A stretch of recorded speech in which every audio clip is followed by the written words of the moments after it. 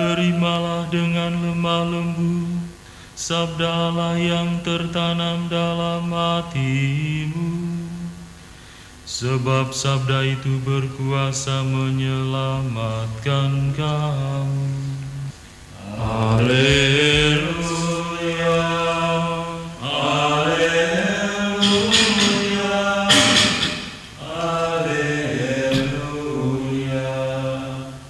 Tuhan sertamu. Dan sertamu juga. Inilah Injil Yesus Kristus menurut Markus. Dimuliakanlah Tuhan. Pada waktu itu Yesus meninggalkan daerah Galilea dan berangkat ke daerah Tirus. Ia masuk ke sebuah rumah dan tidak mau bahwa ada orang yang mengetahuinya. Tetapi kedatangannya tidak dapat dirahasiakan. Malah di situ ada seorang ibu yang anak perempuannya kerasukan roh jahat. Begitu mendengar tentang Yesus, ibu itu datang dan tersungkur di depan kakinya. Ibu itu seorang Yunani berkebangsaan Siro-Fenisia. Ia mohon kepada Yesus supaya mengusir setan dari anaknya. Yesus selalu berkata kepadanya, biarlah anak-anak kenyang dahulu, tidak patut mengambil roti yang disediakan bagi anak-anak dan melemparkannya kepada anjing. Tetapi ibu itu menjawab, benar Tuhan, tetapi anjing di bawah meja pun makan remah-remah yang dijatuhkan anak-anak. Lalu Yesus berkata kepada ibu itu, karena kata-katamu itu, pulanglah, sebab setan itu sudah keluar dari anakmu. Ibu itu pulang ke rumah dan mendapati anaknya terbaring di tempat tidur, sedang setan itu sudah keluar. Demikianlah Injil Tuhan. Terpujilah Kristus. Miller, seorang pendeta di Amerika Serikat, dalam tulisannya yang berjudul Rethinking Suburban Evangelism dalam majalah Leadership, ia menceritakan kisah berikut ini. Ini dalam tulisan di majalah Leadership. Seorang remaja bernama Arthur Hinckley mengangkat traktor seberat 3.000 pound atau setara dengan 1.361 kg atau 1,3 ton dengan tangan kosong. Dia bukan atlet angkat berat.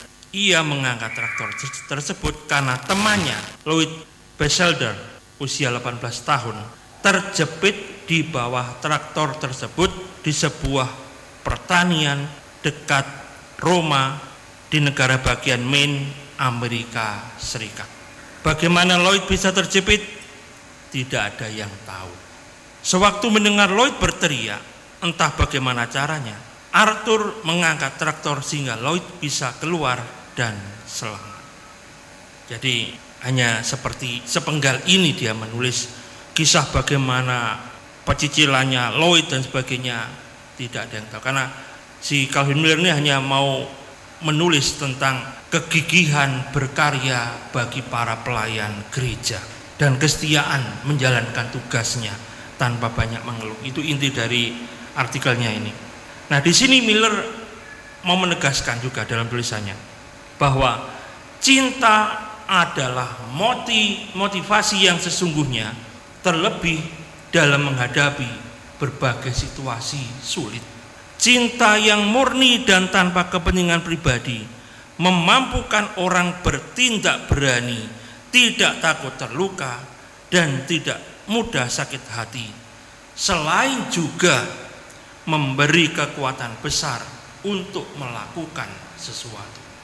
Kekuatan cinta yang murni ini tampak dalam kisah seorang wanita Siro-Fenisia yang memohon kesembuhan bagi anaknya dari Yesus. Karena anaknya dikatakan dikisahkan dalam Injil Markus bab 7 ini sakit karena kerasukan setan.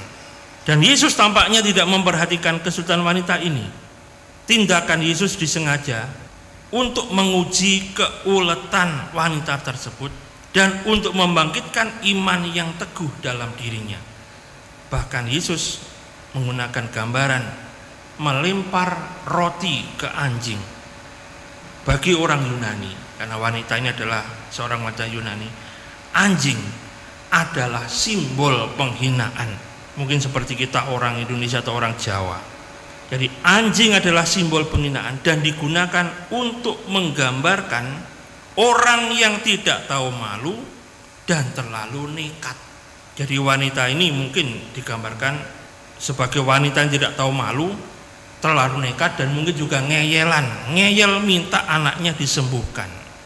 Namun seperti ungkapan santan yang baik muncul dari kelapa yang diperas dengan sangat keras.